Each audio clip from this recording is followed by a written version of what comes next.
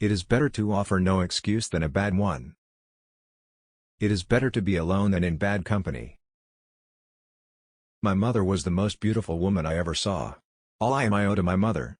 I attribute my success in life to the moral, intellectual and physical education I received from her. A primary object should be the education of our youth in the science of government.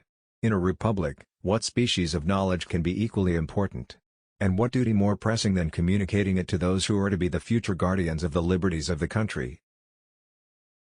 In politics as in philosophy, my tenets are few and simple.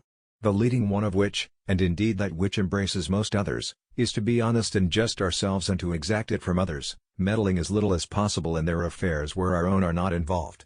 If this maxim was generally adopted, wars would cease and our swords would soon be converted into reap hooks and our harvests be more peaceful, abundant, and happy.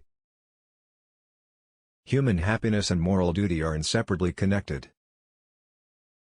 99% of failures come from people who make excuses. There is nothing which can better deserve our patronage than the promotion of science and literature. Knowledge is in every country the surest basis of public happiness. Guard against the impostures of pretended patriotism. Let us therefore animate and encourage each other, and show the whole world that a freeman, contending for liberty on his own ground, is superior to any slavish mercenary on earth. A sensible woman can never be happy with a fool.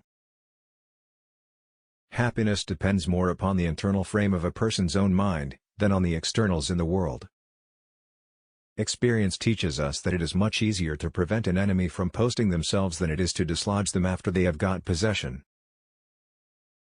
The turning points of lives are not the great moments. The real crises are often concealed in occurrences so trivial in appearance that they pass unobserved. As mankind becomes more liberal, they will be more apt to allow that all those who conduct themselves as worthy members of the community are equally entitled to the protections of civil government. I hope ever to see America among the foremost nations of justice and liberality. I conceive a knowledge of books as the basis upon which other knowledge is to be built.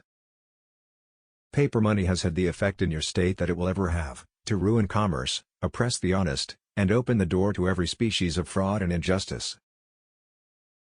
Paper money has had the effect in your state that it will ever have, to ruin commerce, oppress the honest, and open the door to every species of fraud and injustice.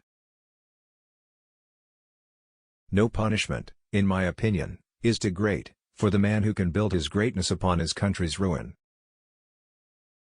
Worry is the interest paid by those who borrow trouble.